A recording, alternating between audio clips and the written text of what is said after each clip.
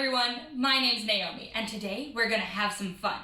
We're going to play some games, learn some things, and make some art. In this series, we'll be learning all about the 7 elements of art, and this is video number 1. In each lesson, you'll walk away with a simple but awesome work of art. And today's lesson is shapes. First things first, let's talk about shapes. There are shapes all around you, in art, in architecture, and in everyday objects. What shapes do you see in your space?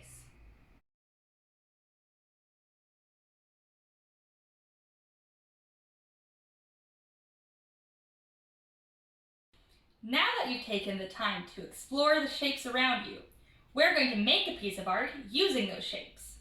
Today, we're going to make an abstract, layered art piece.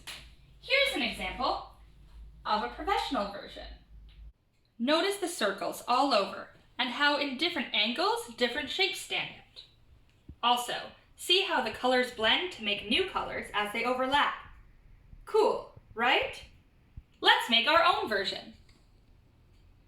The first thing that I need you to do is to find 3 circular shaped objects, 3 triangular shaped objects, and 3 square shaped objects.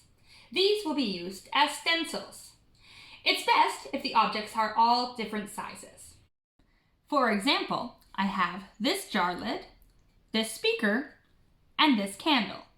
3 different sized circular objects. If you can't find a certain shape of object in your house, that's okay. Just pick a new shape. Or you can cut out some stencils and use those instead. You'll also need some pencil crayons, a pencil sharpener, and some white paper. Now, go find your tools, press pause on this video, and when you're ready to keep going, press play again. Now that you've found your tools, let's design your piece. Using your shapes, I want you to fill your page with squares, circles, triangles, or any other shape you decided to use. Think about what colors you want to use. I'm only using shades of blue, red, and yellow, the primary colors. Experiment with overlapping your shapes, or leaving space between them. How does it look when you use small and big shapes next to each other? Think about balancing the page so that you don't have a million shapes on one side of the page and none on the other. If you use one giant circle on one side of the page, how many smaller circles does it take to balance that out? If you need more time before moving on to the next step, pause this video and press play when you're ready to move on. Now that you have the outlines of the shapes on the page, it's time to fill them in.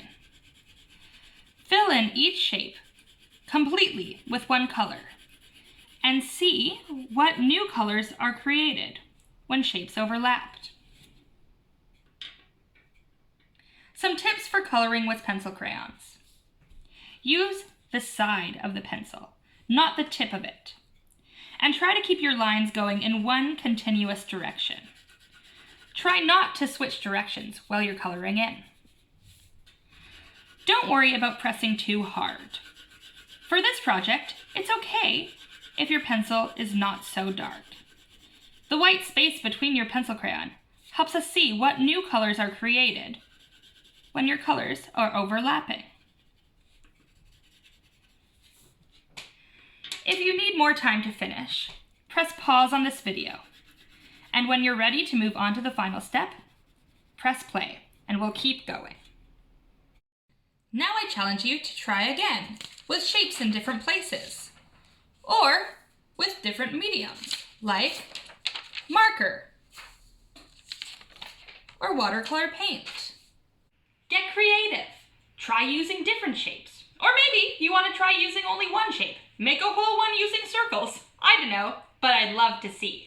Make sure you tag me in your photos on Instagram, #ArtsExpress, and on Facebook @ArtsExpress. Thank you so much for doing art with me. Tune in on Wednesday to see Mani's fun drama lesson, and I'll be back next Monday with our second lesson on the elements of art. Next week's lesson will feature space. Thank you. Bye.